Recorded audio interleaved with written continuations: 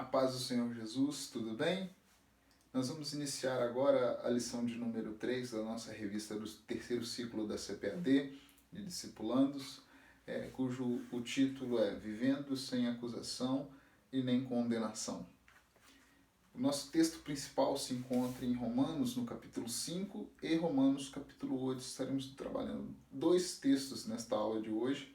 Enquanto você abre aí a sua Bíblia no capítulo 5 de Romanos, da carta de Paulo aos Romanos, eu quero aqui, em meu nome, em nome da irmã Flor, parabenizar a todas as mamães pela data de hoje, na qual nós estamos aí comemorando e celebrando o Dia das Mães. Então, fica aqui as nossas felicitações, os nossos parabéns a todas as mamães, mamães biológicas, mamães de criação, mamães de consideração, como existem muitas por aí, que intercedem, que oram. Que Deus abençoe a todas vocês. Feliz Dia das Mães para todas. Romanos capítulo 5, no versículo 6, diz o seguinte: Porque Cristo, estando nós ainda fracos, morreu ao seu tempo pelos ímpios. Porque apenas alguém morrerá por um justo, pois poderá ser que pelo bom alguém ouse morrer. Mas Cristo prova o seu amor para conosco, em que Cristo morreu por nós, sendo nós ainda pecadores. Logo, muito mais agora, sendo justificados pelo seu sangue, seremos por ele salvos da ira. Então, nós estávamos condenados, nós estávamos fadados à ira, mas através do sacrifício vicário de Cristo, nós agora estamos livres desta condenação, livres desta culpa do pecado que herdamos de Adão, porque por um homem, como um homem pecou, como o próprio Paulo vai dizer, todos foram feitos pecadores. O pecado original, a nossa natureza pecaminosa, e Cristo nos libertou, pagou a nossa dívida de pecado para com Deus. Aleluia. E ele vai dizer, o próprio Paulo, ele faz uma comparação bastante interessante, quando ele vai dizer que Cristo prova o seu amor por nós, morrendo, mesmo nós ainda sendo fracos e pecadores. Pode ser que até alguém ouse morrer por alguém que seja bom. Pode ser que alguém ouse. Mas Cristo prova o seu amor morrendo por pecadores.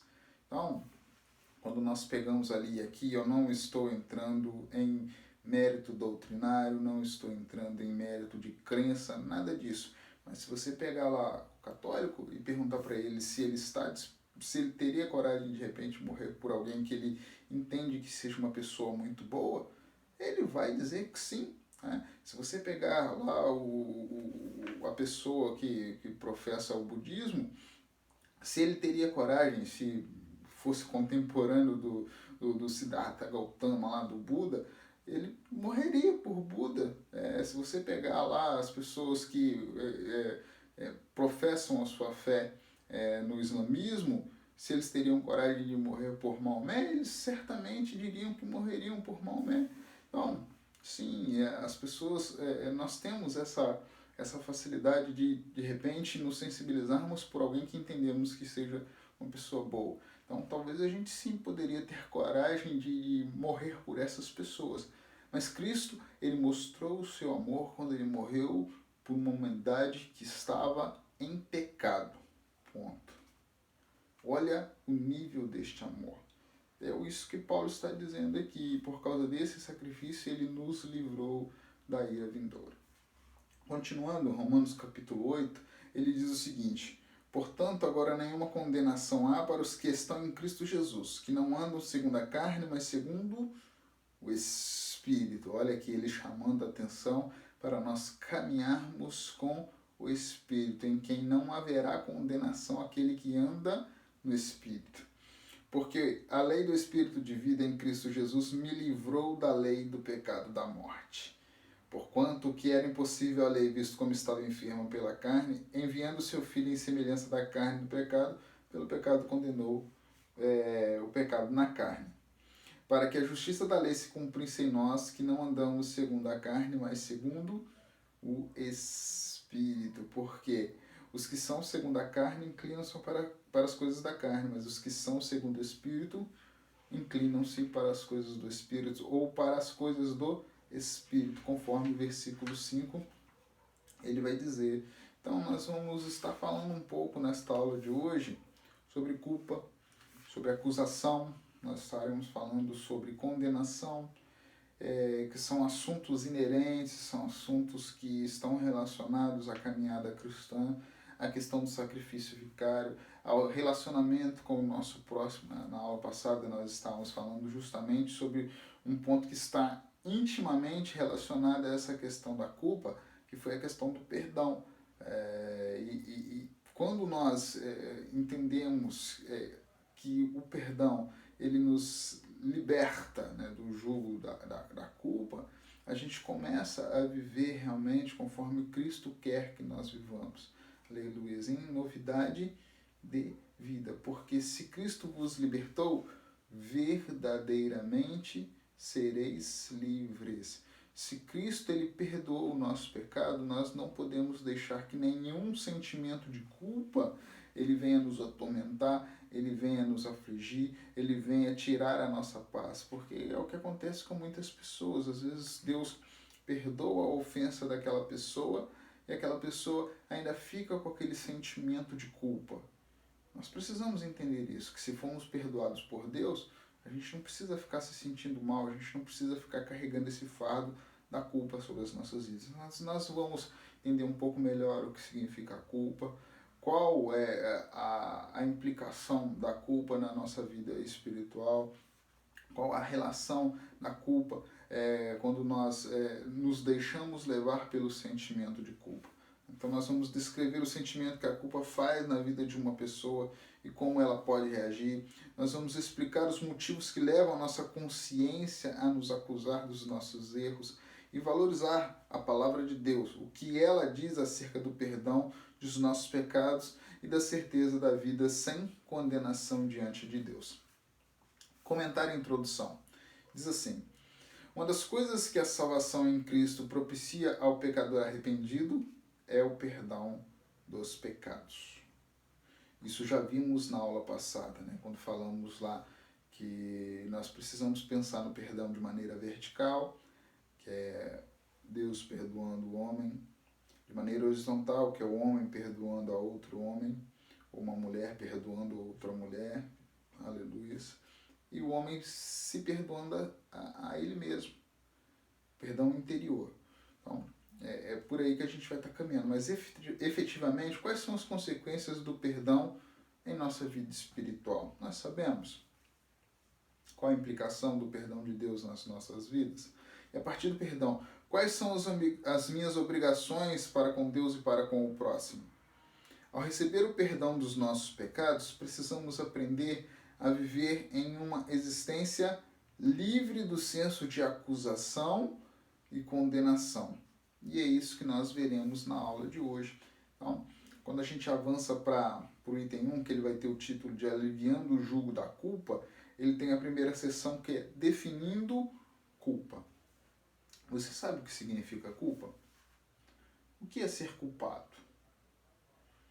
Qual a importância de nós sabermos o sentido dessa questão? A culpa é um sentimento que nos acomete quando pecamos e praticamos algo que a sociedade entende ser errado ou ofendemos as pessoas que nos cercam com palavras ou atos. O que isso aqui quer dizer? Nós temos uma série de regulamentações às quais nós precisamos seguir. A culpa, por exemplo, ela é tratada dentro do campo jurídico, muito tratada dentro do campo jurídico, né? Porque existem as leis, os decretos, as constituições, as quais todos os homens, todas as mulheres, elas precisam seguir irrestritamente e, se caso não a seguirem, estarão sujeitos às implicações legais pelo não cumprimento dessas regras e dessas leis. Aleluia. Então, quando a gente fala justamente sobre essa questão de culpa, é interessante um raciocínio, porque nós, quando recebemos um elogio, nós ficamos muito alegres. Mas quando nós somos acusados por algo, um sentimento de tristeza, ele nos toma, né, nos consome. É um pouco disso que acontece quando nós ficamos com esse sentimento de culpa. Mas o que é a culpa? Você sabe me dizer o que significa culpa? que ela representa?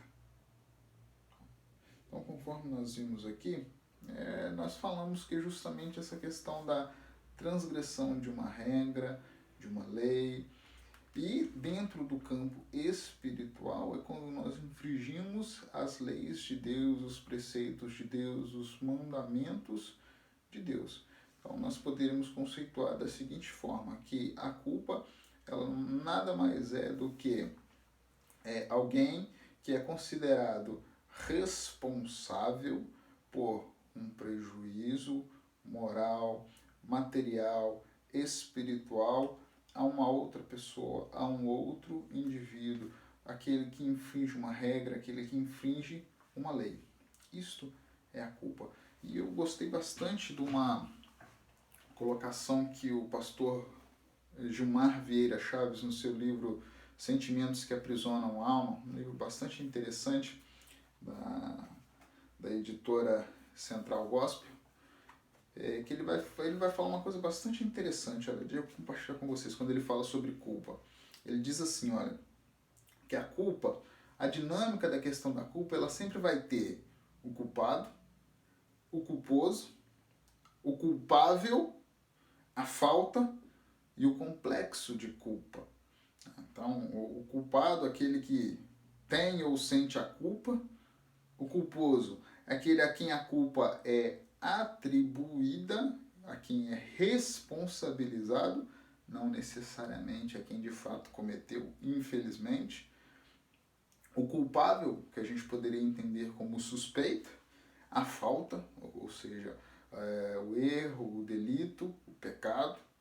O complexo de culpa, que é o sentimento que aflige as pessoas que se sentem culpadas. E muitas das vezes, às vezes já foram perdoadas, mas ainda continuam carregando sobre si esse jugo da carga da culpa. Então, por isso que é importante nós entendermos que Cristo nos perdoou dos nossos pecados, das nossas falhas, e por isso nós precisamos entender que somos livres, que nós agora vivemos em novidade de vida e não precisamos ficar aprisionados sob o jugo da culpa.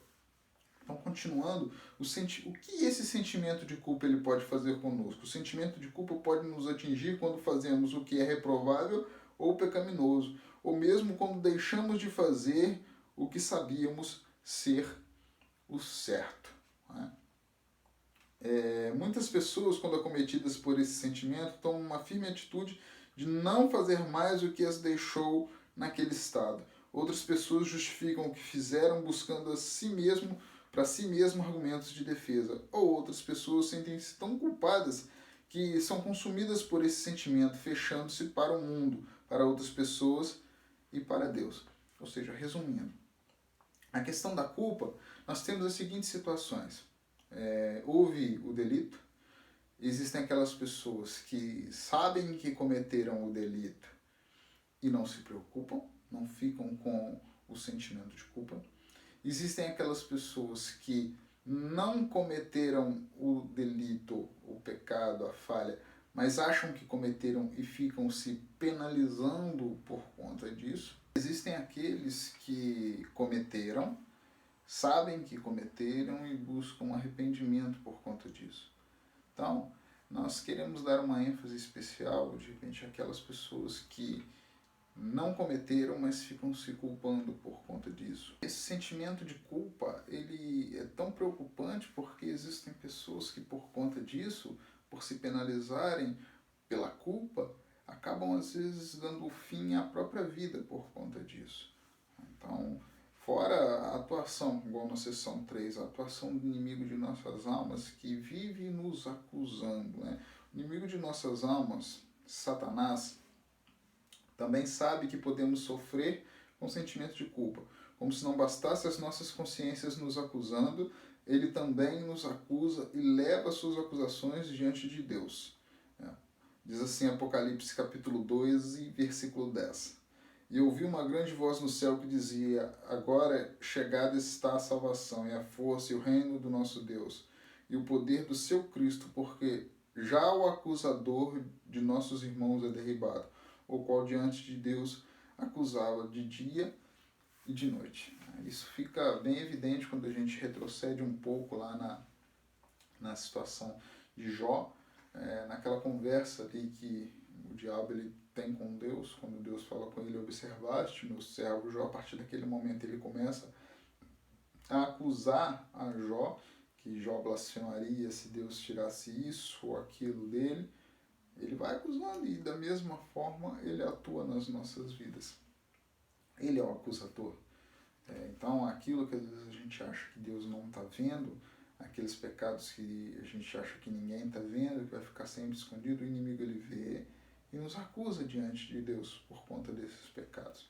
Então existe a culpa, porque nós cometemos. Então por isso a necessidade de nós nos arrependermos dos nossos pecados, deixarmos os nossos pecados e deixarmos o sentimento de culpa e não nos aprisionarmos neste sentimento para não sermos atingidos por nenhum tipo de acusação e sofrermos com isso.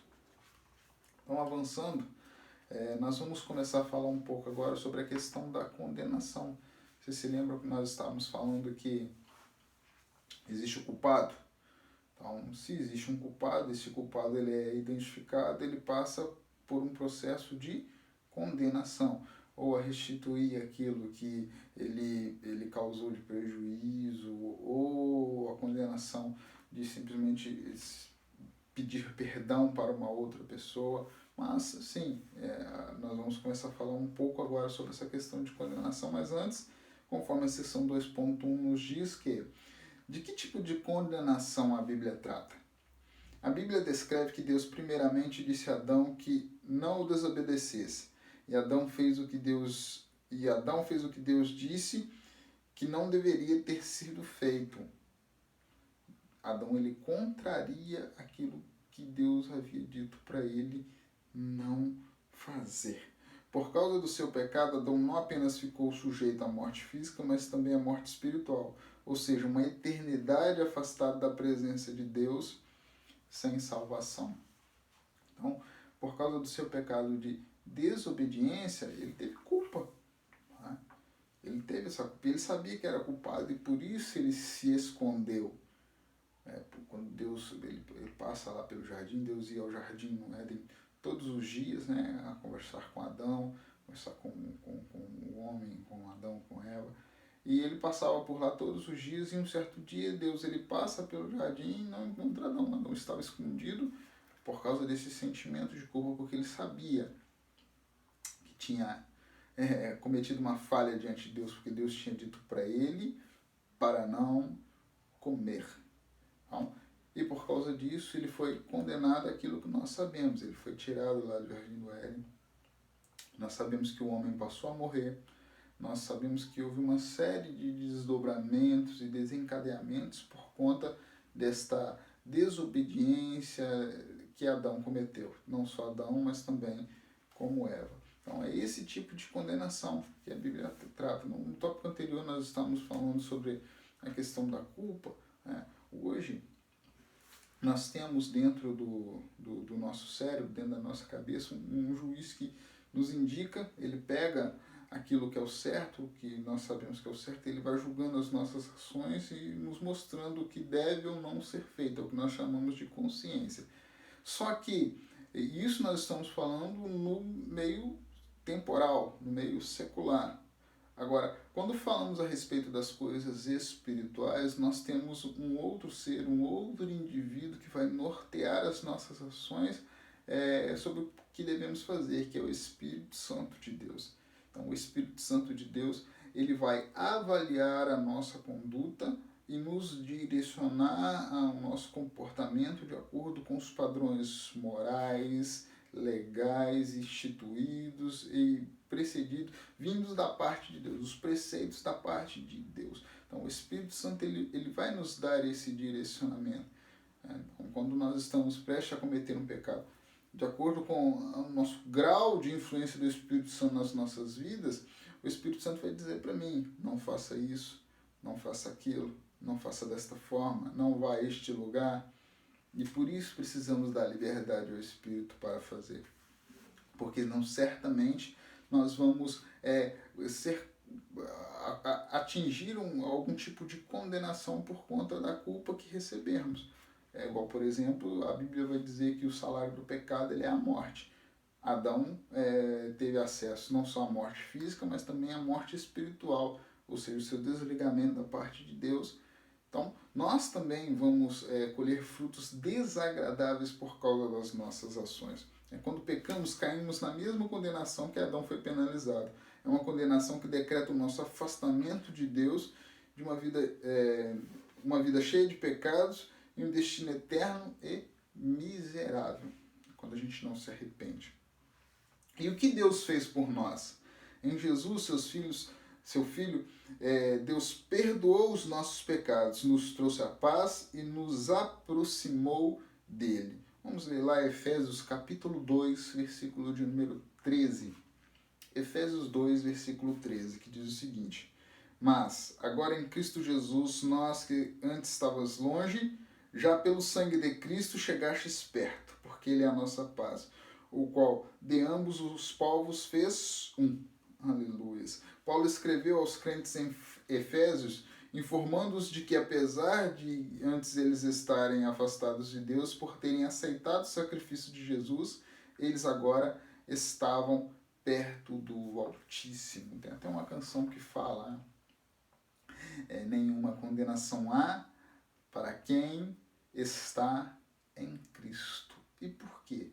Porque Cristo pagou a nossa dívida, nos tirou a culpa que estava sobre as nossas vidas, o castigo que nos trouxe a paz estava sobre ele, e pelas suas pisaduras nós fomos sarados. É o que a palavra de Deus vai dizer, porque éramos para eu e você estarmos fixados naquela cruz. Era a gente que era para estar lá, mas Cristo fez por amor. Como eu disse no início, ele morreu por pecadores. As mesmas pessoas que de repente teriam coragem de morrer pelo Papa, que teriam coragem de morrer por uma infinidade de pessoas, conforme eu já listei, talvez se perguntasse se teria coragem de morrer por um assassino que se converteu, talvez ele ia dizer que não. Por um ladrão que se converteu, talvez ele ia dizer que não. Por um mentiroso que se converteu, talvez ele ia dizer que não. Mas Cristo fez isso. Morreu por todos aqueles que o aceitarem e um dia aceitariam como o único e suficiente Salvador. Pecadores, como eu e como você. Olha a intensidade do amor de Cristo por nós. Aleluia. E por isso devemos andar segundo a lei do Espírito. Paulo escreveu aos Romanos, porque os que são segundo a carne inclinam-se para as coisas da carne, mas os que são segundo o Espírito para as coisas do Espírito. E aqui ele faz uma transição da condenação que é retirada das nossas vidas, da culpa que é retirada das nossas vidas. Ele vai fazendo uma transição para demonstrar que o homem ele deve começar a andar em novidade de vida, andar com uma nova postura, passar pelo processo de metanoia. O que é a metanoia? A mudança de pensamento, a conversão, arrependimento. O arrependimento é você deixar a sua vida de pecado, deixar a sua vida de constante afastamento de Deus deliberado e se aproximar novamente do Senhor. Então, ele vai fazendo essa transição, porque aquele que é do Espírito anda conforme a vontade do Espírito, mas aquele que é conforme a carne anda conforme a vontade da carne. Como você tem andado? Como nós temos andado? Nós precisamos pensar sobre isso. Nós precisamos sim. Aleluia.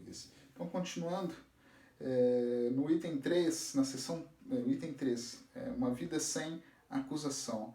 Acusação dos nossos pecados.